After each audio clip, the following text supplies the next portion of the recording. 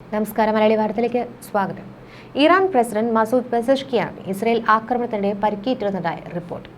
ജൂണിൽ ടെഹ്റാനിൽ ഇസ്രയേൽ നടത്തിയ മിസൈൽ ആക്രമണത്തിനിടെ തലനാരിഴയ്ക്കാണ് മസൂദ് പെസഷ്കിയാൻ രക്ഷപ്പെട്ടതെന്നാണ് ഇറാൻ ഭരണകൂടവുമായി അടുത്തു നിൽക്കുന്ന വാർത്താ ഏജൻസിയായ ഫാർസ് റിപ്പോർട്ട് ചെയ്യുന്നത്. ഇറാനിലെ ഇസ്ലാമിക് റവല്യൂഷണറി ഗാർഡ് കോർപ്സുമായി അടുത്ത ബന്ധമുള്ള വാർത്താ ഏജൻസിയാണ് ഫാർസ്. ഫാർസ് വാർത്താ ഏജൻസിയെ ഉദ്ധരിച്ച് BBC-യും മറ്റു ലോകമാധ്യമങ്ങളും ഇക്കാര്യം റിപ്പോർട്ട് ചെയ്യുന്നുണ്ട്. ജൂൺ 16-ന് ടെഹ്റാനിലെ രഹസ്യ ബങ്കർ തകർക്കുവാൻ ലക്ഷ്യമിട്ട് ഇറാൻ 6-ലധികം ബോംബുകളാണ് വർഷിച്ചിരുന്നത്. ഇറാനും ഇസ്രയേലും തമ്മിലുള്ള സംഘർഷം രൂക്ഷമായിരിക്കെയായിരുന്നു ബങ്കർ തകർക്കുവാനുള്ള ആക്രമണം നടന്നത്. ഇതിനിടെ ടെഹ്റാനിലെ രഹസ്യ ബങ്കറിൽ ഇറാന്റെ പരമോന്നത ദേശീയ സുരക്ഷാ കൗൺസിലിന്റെ ഉന്നതതല അടിയന്തര യോഗത്തിൽ പങ്കെടുക്കുകയായിരുന്നു മസൂദ് പെസഷ്കിയാൻ. രഹസ്യ യോഗം നടക്കുന്ന ഈ കേന്ദ്രത്തിലും ബോംബ് പതിച്ചു. ഇതോടെ എമർജൻസി ടണലിലൂടെ പ്രസിഡന്റ് മസൂദും മറ്റുള്ളവരും രക്ഷപ്പെടുകയായിരുന്നു. ഇതിനിടെയാണ് പെസഷ്കിയാന്റെ കാലിന് പരിക്കേറ്റതും. ആക്രമണത്തോടെ ബങ്കറിലെ വെന്റിലേഷൻ സംവിധാനം വൈദ്യുതി നിലച്ചിരുന്നു. ഇറാൻ ഭരണകൂടത്തിലെ പ്രധാന നേതാക്കളെ വധിക്കുവാൻ ലക്ഷ്യമിട്ടായിരുന്നു ഇസ്രയേൽ ആക്രമണമെന്നാണ് അൽ ജസീറ റിപ്പോർട്ട് ചെയ്തത്. ഇറാനിലെ ഉന്നത നേതാക്കൾ ഉപയോഗിച്ചിരുന്ന ടെഹ്റാനിലെ അതീവ പ്രാധാന്യമുള്ള രഹസ്യ സങ്കേതമാണ് ആക്രമിക്കപ്പെട്ടത്. ഇസ്രയേലും ഇറാനും തമ്മിലുള്ള സംഘർഷത്തിന്റെ 4-ാം ദിവസമായിരുന്നു ഈ സംഭവം നടന്നത്. ബങ്കറിലേക്കുള്ള 4 വഴികളും ഇസ്രയേൽ ആക്രമണത്തിൽ തകർത്തുവെന്നും വൈദ്യുതാഘാതവും വഴിയും തടഞ്ഞതോടെ അകത്തുണ്ടായിരുന്നവർ രക്ഷപ്പെടുവാൻ ബുദ്ധിമുട്ടിയെന്നുമാണ് റിപ്പോർട്ടിൽ പറയുന്നത്. എന്നാൽ ചെറിയ പരിക്കേറ്റെങ്കിലും പ്രസിഡന്റ് പെസഷ്കിയാൻ എമർജൻസി ടണൽ വഴി രക്ഷപ്പെട്ടുവെന്ന് പറയുന്നുണ്ട്. കഴിഞ്ഞ ആഴ്ച ഇസ്രയേൽ തന്നെ കൊലപ്പെടുത്തുവാൻ ശ്രമിച്ചുവെന്നാണ് പെസഷ്കിയാൻ വെളിപ്പെടുത്തിയിരുന്നത്. എന്നാൽ ഇറാനിൽ ഭരണമാറ്റമെന്നത് ഇസ്രയേലിന്റെ ആക്രമണ ലക്ഷ്യമല്ലെന്ന് പറഞ്ഞ് ഇസ്രയേൽ പ്രതിരോധ മന്ത്രി ഇക്കാര്യം നിഷേധിക്കുകയും ചെയ്തു. ടെഹ്റാന്റെ പടിഞ്ഞാറ് മേഖലയിലുണ്ടായ മിസൈൽ ആക്രമണത്തിൽ പെസഷ്കിയാൻ ഉണ്ടായിരുന്ന കെട്ടിടത്തിന് കേടുപാടുകൾ സംഭവിക്കുകയായിരുന്നു. പെസഷ്കിയാന്റെ കാലിന് ചെറിയ പരിക്ക് പറ്റിയതാണ് റിപ്പോർട്ടിൽ പറയുന്നത്. പെസഷ്കിയാനെ കൂടാതെ Iran parliament speaker Mohammad Bagher Ghalibaf, ജുഡീഷ്യറിയുടെ തലവൻ മൊഹ്സെനി എജയ് തുടങ്ങിയവരും ഈ യോഗത്തിൽ പങ്കെടുത്തിരുന്നു. പ്രസിഡന്റിനെ ലക്ഷ്യമിട്ട് ബെയ്റൂട്ടിൽ വെച്ച് ഹിസ്ബുള്ള നേതാവ് ഹസൻ നസ്രല്ലയെ കൊലപ്പെടുത്തിയ രീതിയിലുള്ള ആക്രമണമാണ് ഇസ്രയേൽ ആസൂത്രണം ചെയ്തിരുന്നതെന്നാണ് റിപ്പോർട്ടുകൾ പറയുന്നത്. 6 മിസൈലുകളായിരുന്നു പെസഷ്കിയാൻ ഉണ്ടായിരുന്ന കെട്ടിടം ലക്ഷ്യം വെച്ച് ഇസ്രയേൽ തൊടുത്തത്. കെട്ടിടത്തിലേക്കും പുറത്തേക്കുമുള്ള കവാടം തകർത്ത് അകത്തേക്കും പുറത്തേക്കും പോകാനാകാത്ത സാഹചര്യം ഉണ്ടാക്കിയിരുന്നു. വായു പ്രവാഹം തടഞ്ഞ് വിഷപ്പുക നിറച്ച് കൊലപ്പെടുത്തുവാനായിരുന്നു പദ്ധതി. എന്നാൽ കെട്ടിടത്തിൽ നിന്ന് രക്ഷപ്പെടുന്നതിന് ഒരു രഹസ്യ പാത ഉണ്ടായിരുന്നതിനാൽ പ്രസിഡന്റിനും മറ്റുള്ളവർക്കും രക്ഷപ്പെടുവാൻ സാധിച്ചുവെന്നും റിപ്പോർട്ട് പറയുന്നുണ്ട്. ഇത്രയേറെ കൃത്യതയോടെ ആക്രമണം നടത്തുന്നതിന് ഇറാനിൽ നുഴഞ്ഞുകയറിയ ഒരു ചാരന്റെ സഹായം ലഭിച്ചിട്ടുണ്ടെന്നാണ് ഇറാന്റെ വിലയിരുത്തൽ. സമാനമായ വിധത്തിലായിരുന്നു 2024 സെപ്റ്റംബർ 27-ന് ഹിസ്ബുള്ള നേതാവ് ഹസൻ നസ്രല്ലയെ ഇസ്രയേൽ കൊലപ്പെടുത്തിയത്. ബെയ്റൂത്തിലുള്ള ഹിസ്ബുള്ള ആസ്ഥാനത്തെ ഭൂഗർഭ അറയിലാണ് നസ്രല്ലയെ മരിച്ച നിലയിൽ കണ്ടെത്തിയത്. ഇസ്രയേൽ സൈന്യം ഹിസ്ബുള്ള ആസ്ഥാനത്ത് വ്യോമാക്രമണം നടത്തുകയായിരുന്നു. ഭൂമിക്കടിയിലായി പ്രത്യേകം തയ്യാറാക്കിയ ബങ്കറിനുള്ളിൽ നസ്രല്ലയുടെ മൃതദേഹം കണ്ടെത്തുമ്പോൾ പരിക്കുകളൊന്നും ഇല്ലായിരുന്നു. മിസൈൽ വീണുപൊട്ടിയുണ്ടായ വിഷപ്പുകൾ ശ്വസിച്ചാണ് നസ്രല്ല മരിച്ചത് എന്നാണ് പുറത്തുവന്ന റിപ്പോർട്ട്. ഹിസ്ബുള്ള നേതാവ് ഹസൻ നസ്രല്ലയെ കൊലപ്പെടുത്തിയ രീതിയിൽ തന്നെ പെസഷ്കിയാനെ ഉന്നം വെച്ചുള്ള ആക്രമണമാണ് ഇസ്രയേൽ പദ്ധതിയിട്ടിരുന്നത്. പെസഷ്കിയാൻ ഉണ്ടായിരുന്ന കെട്ടിടത്തിലെ വായു സഞ്ചാരം പൂർണ്ണമായും തടഞ്ഞ ശേഷം വിഷപ്പുക ഉള്ളിലേക്ക് കടത്തുവാനായിരുന്നു ഇറാന്റെ ശ്രമം.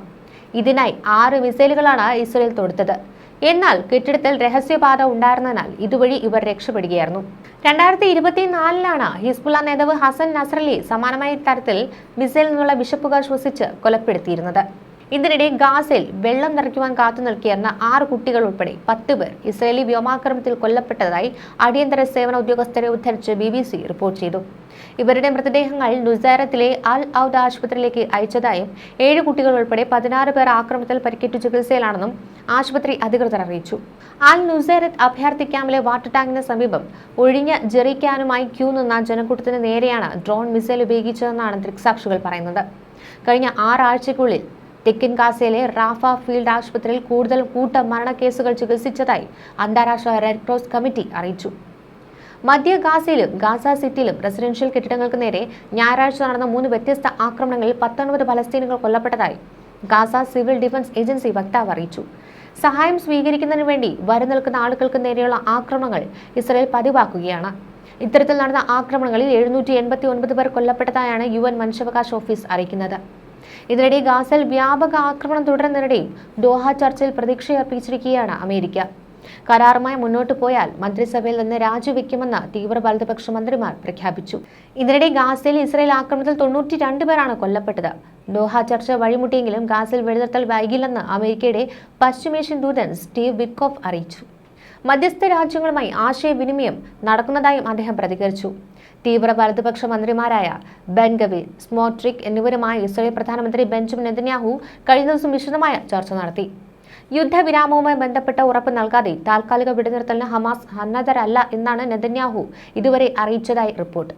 കരാറിൽ ഒപ്പുവെച്ചാൽ മന്ത്രിസഭയിൽ നിന്ന് രാജിവെക്കുമെന്ന് ഇരു മന്ത്രിമാരും നെതന്യാഹുവിനെ അറിയിച്ചതായാണ് ഇസ്രായേൽ മാധ്യമങ്ങൾ റിപ്പോർട്ട് ചെയ്യുന്നത്. എന്നാൽ സർക്കാരിനുള്ള പിന്തുണ ഇവർ പിൻവലിക്കുവാൻ ഇടയില്ലെന്ന പ്രതീക്ഷയിലാണ് നെതന്യാഹു. പലസ്തീൻ ജനതയുടെ ലക്ഷ്യവും അഭിലാഷവും മുൻനിർത്തിയുള്ള കരാറിന് മാത്രമേ വഴങ്ങുമെന്നും ഹമാസും ഇസ്ലാമിക് ജിഹാദും വ്യക്തമാക്കി. തെൽ അവീവിൽ നെതന്യാഹുവിന്റെ ഓഫീസിന് മുൻപാകെ ഉടൻ വെടിനിർത്തൽ കരാർ വേണമെന്നാവശ്യപ്പെട്ട് ആയിരങ്ങളാണ് റാലി നടത്തിയത്. 92 പേരെയാണ് ഇസ്രായേൽ സേന കഴിഞ്ഞ ദിവസം മാത്രം വധിച്ചത്.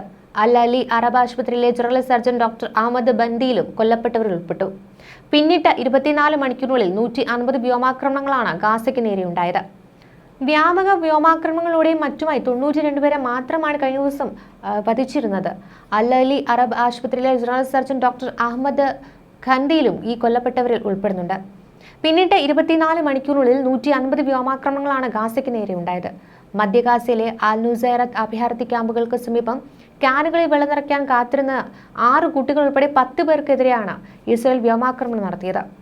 സാങ്കേതിക തകരാർ മൂലം തങ്ങൾ അയച്ച മിസൈൽ ദിശ മാറിയാണ് കുട്ടികളും മറ്റും മരിക്കുവാൻ ഇടയാക്കിയതെന്നാണ് ഇസ്രായേൽ സേന നൽകുന്ന വിശദീകരണം. ഗാസയിൽ 21 മാസങ്ങൾക്കിടെ കൊല്ലപ്പെട്ടവരുടെ എണ്ണം 58,000 കവിഞ്ഞു. ഇവരിൽ 10,000-ലേറെ കുഞ്ഞുങ്ങളും ഉൾപ്പെടും.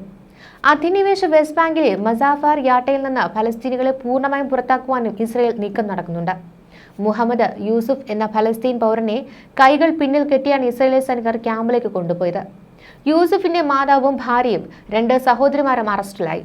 തങ്ങളുടെ ഭൂമി കയ്യേറുവാൻ വന്ന സായുധരായ ഇസ്രായേലി കയ്യേറ്റക്കാരെ നേരിട്ടതിനാണ് ഇവരെ അറസ്റ്റ് ചെയ്തത്. മേഖലയിൽ അനധികൃത ചെക്ക് പോസ്റ്റുകൾ സ്ഥാപിച്ച ഫലസ്തീനികൾ തങ്ങളുടെ കൃഷിഭൂമിയിൽ പ്രവേശിക്കുന്നതിനും മൃഗങ്ങളെ മേയ്ക്കുന്നതിനും ഇസ്രായേൽ സൈന്യം നിയന്ത്രണം ഏർപ്പെടുത്തി.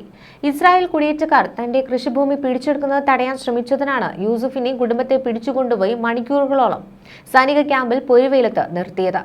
ഇനിയും എത്ര കാലം ഈ ഭൂമി പിടിച്ചെടുക്കുമെന്ന് പ്രതിരോധിക്കാനാകുമെന്നും അറിയില്ലെന്നും യൂസുഫ് പറയുന്നു. സംഭവത്തെക്കുറിച്ച് അൽ ജസീറ ഇസ്രായേൽ സൈന്യത്തോട് പ്രതികരണം ആരാഞ്ഞുവെങ്കിലും അവർ പ്രതികരിക്കാൻ തയ്യാറായില്ല. യൂസുഫിനും മസാഫർ യാട്ടയിലെ മറ്റു പലസ്തീൻ കുടുംബങ്ങൾക്കും കാര്യങ്ങൾ ഇനി എളുപ്പമാകില്ലെന്നാണ് റിപ്പോർട്ട്. ജൂൺ 7-ന് ഇറാനുമായുള്ള യുദ്ധത്തിനിടെ ഇസ്രായേൽ സർക്കാർ ഹൈക്കോടതി നൽകിയ ഒരു കത്ത് അൽ ജസീറയ്ക്ക് ലഭിച്ചിരുന്നു. മസാഫർ യാട്ടയിലെ 12 ഗ്രാമങ്ങൾ പൂർണ്ണമായും തകർത്ത് അവിടെ പലസ്തീൻ കുടുംബങ്ങളെ പുറത്താക്കാനുള്ള അനുമതി തേടിയാണ് കോടതിയെ സമീപിച്ചത്.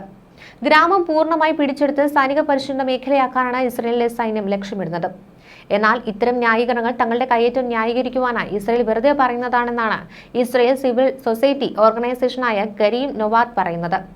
1967 യുദ്ധത്തിൽ വെസ്റ്റ് ബാങ്ക് പിടിച്ചെടുത്തപ്പോൾ തന്നെ അതിന്റെ 3/4 ഭാഗം അടഞ്ഞ മിലിറ്ററി സോണാക്കി മാറ്റിയിരുന്നു. എന്നാൽ ഇതിന്റെ 80% മേഖലയിലും ഇതുവരെ സൈനിക പരിശീലനം നടത്തിയിട്ടില്ല. ന്യൂസ് ഡെസ്ക് മലയാളി വാർത്ത.